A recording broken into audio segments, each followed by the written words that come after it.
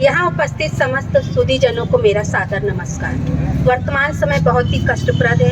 Ego, झूठे दंभ के चलते तलाक के मामले निरंतर बढ़ रहे हैं, क्योंकि स्त्री पुरुष दोनों स्वयं को श्रेष्ठ साबित करने में लगे हैं। मैं आज इस मंच के माध्यम से संदेश देना चाहती हूँ कि जीवन साथी व संगनी दोनों ही अपनी अपनी जगह सर्वश्रेष्ठ हैं और एक दूसरे से मिलकर ही वो संपूर्ण होते हैं। एक दूसरे के बिना वे बिल्कुल अधूरे हैं। पर हाँ, स्त्री का पलड़ा हमेशा भारी ही रहेगा, क्योंकि विधाता ने स्वयं ढेर सारे दैदीप्यमान गुणों से नवाज कर उनको धरती पर भेजा है, जिसकी पुरुष कल्पना भी नहीं कर सकते।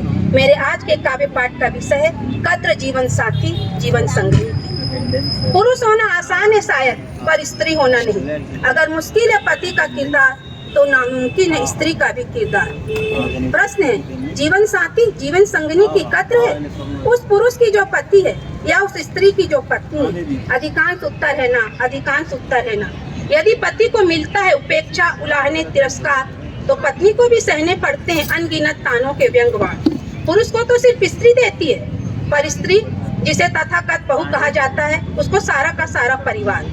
पुरुष को यदि उस स्त्री द्वारा कहा जाता है दब्बू और लाचार, तो तथाकथित बहू दान में मिले पराये धन को चरित्रहीन, कामचोर और चंडाल और पता नहीं कितने अनगिनत जहरीले व्यंग्यवाद। जब जीवन साथी जीवन संगनी ना रहे, तब जाकर समझ आती है कि वे ही थे गृहस्थी की नाव के खेवनहार।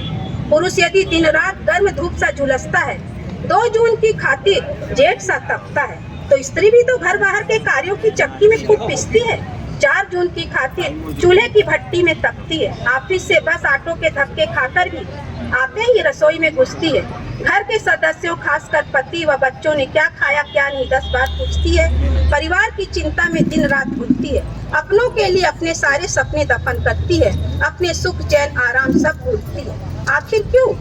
क्योंकि जाता नहीं कभी पुरुष विदा होकर स्त्री के घर द्वार, पर सदियों से आती रही है स्त्री पति के द्वार। जोने सपनों का संसार, छूटते नहीं कभी पुरुष से उसके रिश्ते नाते, आंगन घर द्वार। अपने रहते हैं वहीं पूरे अपनेपन के साथ, पर छूट जाते हैं स्त्री से माँ का आंचल, पिता का साया व भाई बहनों का दुलार। आती है वह पराये धन के रूप में, परायेपन के बोध के साथ साथ, और यह परायापन जीवन भर उसका साथ नहीं छोड़ता।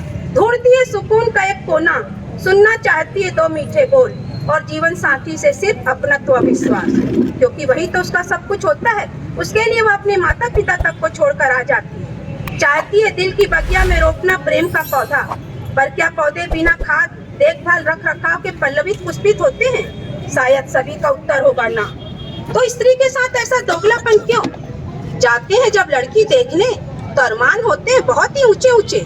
बुजुर्गों को चाहिए आदर्श बहू और छोटों को मॉडर्न बहू, जो उनकी दोस्त बन सके। और जीवन साथियों के एक ऐसी मोम की गूंगी गुड़िया, जो हर प्रकार की परिस्थितियों के सांचे में ढल सके।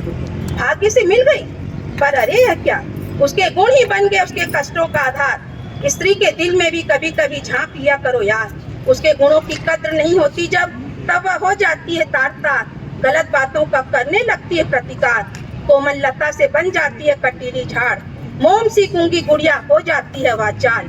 कम उम्र में बाल उसका साथ छोड़ जाते हैं, मधुमेह रक्तचाप भी संग आ जाते हैं। जो दिन रात अपने सुख अपने अरमान करती थी सब पर निसार, अब वह अपने लिए भी जीने लगी यार। अपने आंगन की मिट्टी पर उसका भी अधिकार, खुलकर सांस लेने की वह भी है हकदार। काश समझ पाती आधी आबादी है साथ, तो कितना हंसी हो जाता यह घर संसार। पर जब चली जाती है जीवन संगनी रूपी बेलदार, तब जाकर समझ आती है उसकी दरकार। पुरुष होना आसान है शायद, पर स्त्री होना नहीं। अगर मुश्किल है पति का किरदार, तो नामुमकिन है स्त्री का किरदार। मेरी यह कविता समस्त जीवन साथी और जीवन संगनी को समर्पित है। वर्तमान परिप्रेक्ष्य में दोनों अपनी अपनी महत्ता समझे, तभी गृहस्थी की गाड़ी के पहिए आसानी से सुलभ रूप से चल सकेंगे। धन्यवाद।